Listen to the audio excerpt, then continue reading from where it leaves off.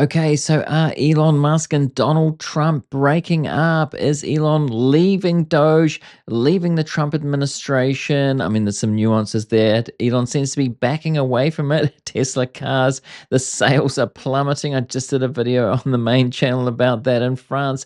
They're down, continuing to crash. So Elon's starting to realize, I think, that it's destroying the brand, destroying his companies, backing away. It doesn't mean his politics have changed, but there does seem to be some conflict behind the scenes as well. CBS Sunday Morning had a video, and I'm going to react to it because it goes through the story, and there's a lot to react to here. So let's get straight into it.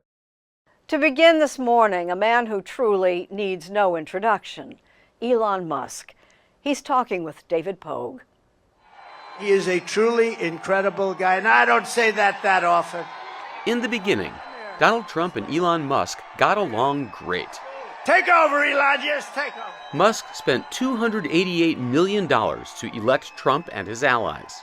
There you go. That's the reason that they got on so well, I think. Elon donating so much money. He kind of bought the president there. So this is part of the breakup. I don't think they can break completely out because Trump knows that Elon donated so much money. He also tried to help out with that Wisconsin election, and it was a disaster.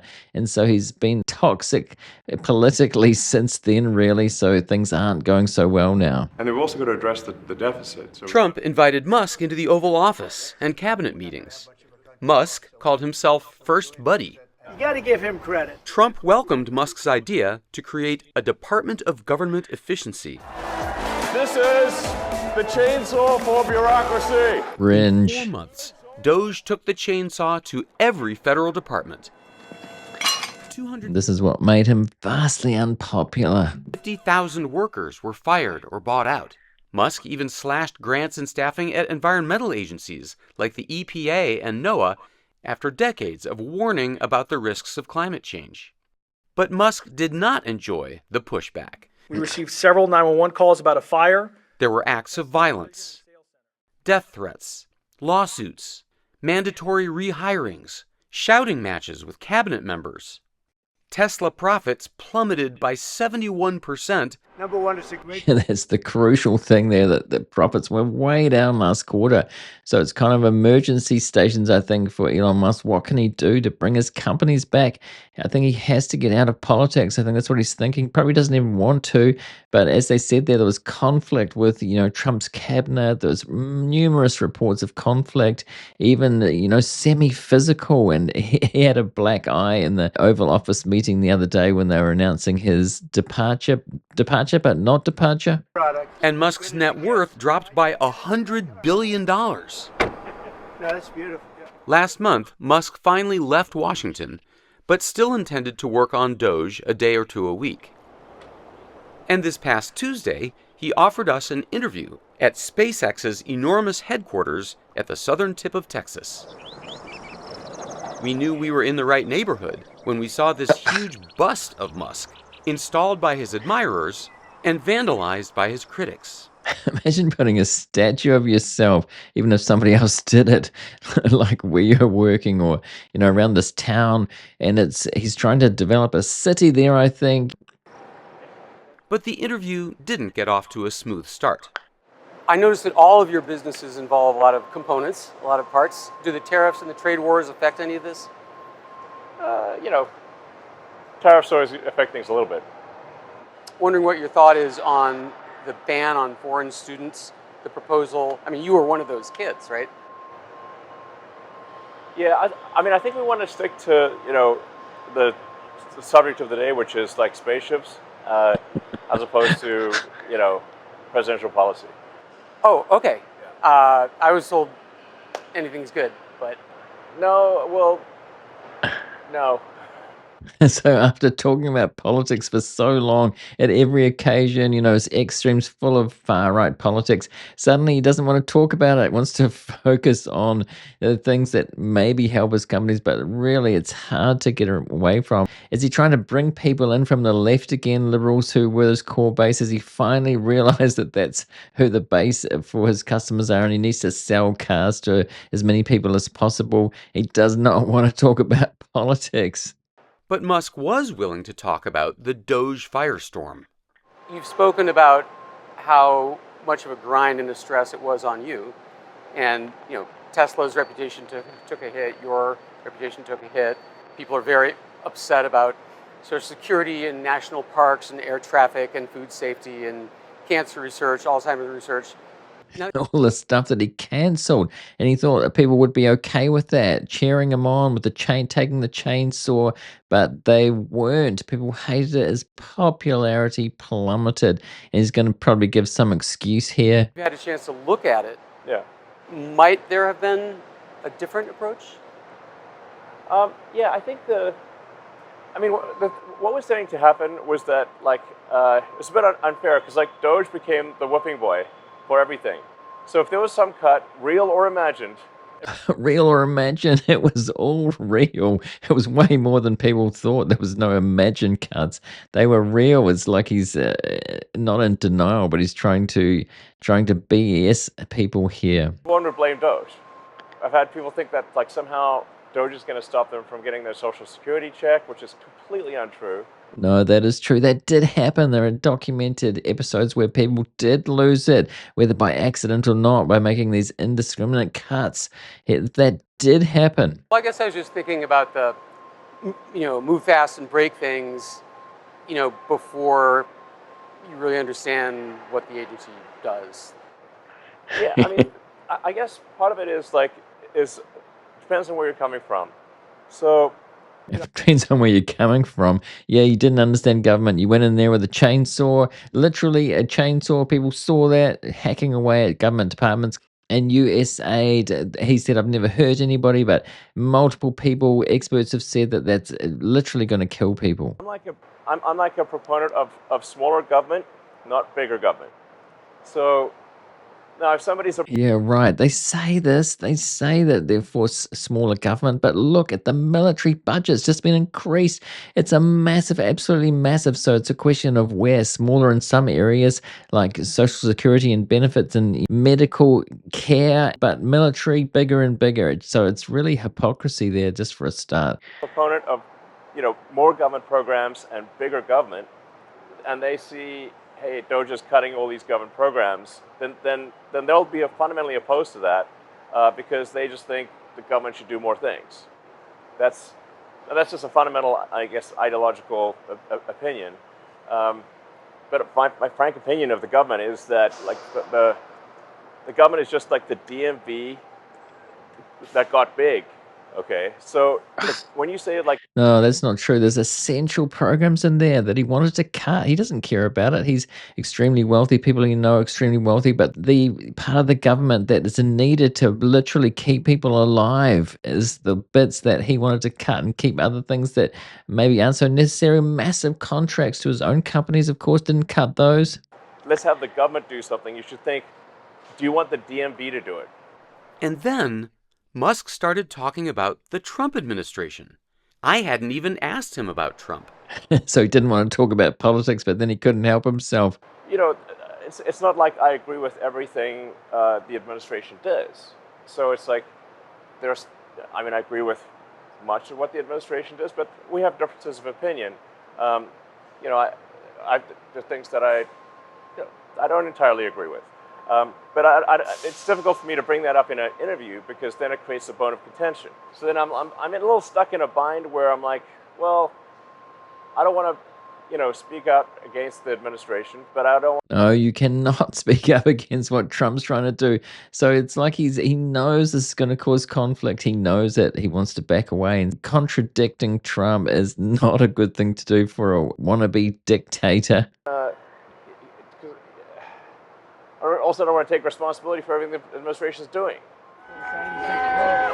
In Washington, federal workers say that DOGE has left the government's operations in disarray. And worst of all, it might have all been for nothing. Musk claims to have saved the government $175 billion so far, nowhere close to his original target, or even his revised target. And that was before the president's new spending bill passed the House. According to the Congressional Budget Office, it will add $3.8 trillion to our debt over the next 10 years. So it's been a massive failure. Doge has been a massive failure. Started with $2 trillion in the rah-rah campaign rallies, took it down to 1 trillion, think we can do 1 trillion, and he said 175 billion, which has been found by multiple experts to find that that is ridiculous. Even that, it's nowhere near that. So it's going to turn out to really save no money. If anything, actually costs money. And then there's this big beautiful bill, big ugly bill that's coming out. It's going to be massive tax cuts to the very rich. So Elon will benefit from that. But it has been quite a disaster, that whole thing. So he's destroyed the reputation of his companies in the process of trying to do this, and it really hasn't paid off. He has just been, it's total miscalculation here. It's now being debated in the Senate. So, I was like disappointed to see the massive spending bill, frankly, which increases the budget deficit, doesn't decrease it, and undermines the work that the DOGE team is doing. I actually thought that when this big, beautiful bill came along. I mean, like, everything he's done on DOGE gets wiped out in the first year. I think a bill can be big or it can be beautiful, but I don't know if it can be both. My personal. What did he think? He knew this was coming. I mean, I remember talking about it when he went in there, that they were lining up to do this. He knew this was happening. Did he think he was going to stop it, or is it just convenient for him because he wants to get out of it now? Opinion. And here's where the story gets a little complicated. Right after our interview, CBS News posted a clip of it to promote this very report. It was that part where Musk criticizes Trump's spending bill, and his remarks became news. It went all the way up to the White House. Yeah, the Trump did not like that. Mr. President, Elon in a television interview criticized the one big, beautiful bill. Within 24 hours, Musk announced that his time in the Trump administration was officially over. So that's it. So it's like I think he knew what was going to happen here. It's a way of getting out, like a way to break up without saying, it's not you, it's me. I don't know what he was trying to say here, but, it's an out. He knew that would not be popular. Out of DOGE, out of government. He said that the reason was that his limited 130-day stint as advisor was ending. But until that moment, he'd been saying that he still intended to work on DOGE part-time. DOGE is going to continue, just it's as a way of life, and I will have some participation in that. But as I've said publicly, my focus has to be on the companies at this point. Yeah, it has to be on the companies because they're failing. We just saw the sales in just that video I made on the other channel. As I said, sales continuing to collapse in Europe. Seems to be in trouble. And is Robotaxi even going to work with the launch in June? So it'll be interesting to see that. But Doge is still going. I mean, I don't believe that it's stopped. I think, he left people there in place and it's still happening. I think they've just said, stop talking, stop being in public. He probably won't do much, but other people can take over and still chop away there without so much fanfare, which was vastly unpopular. Fanfare about taking a chainsaw to government, and then the real consequences of that people did not like it. The Trump-Musk relationship had already seemed to be cooling. Trump used to post about Musk about 6 times a week, but by April, he'd stopped mentioning Musk altogether. Today it's about a man named Elon. Still, on Friday, they held a media event at the White House to confirm their mutual admiration and to leave the door open for future collaboration. And Elon's really not leaving. He's going to be back and forth, I think. I have a feeling. The DOGE team is doing an incredible job. They're going to continue doing an incredible job, and I'll continue to be visiting here and be a friend and advisor to the president. Musk might be the first to admit that his DOGE experiment gave him a black eye, like the actual black eye he had on Friday, which he says he got from his 5-year-old son, or the matching one on that statue. Does anybody believe that was the cause of it? At least for now, Musk says that his focus will be running his business ventures: Tesla, Starlink, X, XAI, Neuralink, Optimus Robots, The Boring Company, and SpaceX. Are all of your businesses related in some way?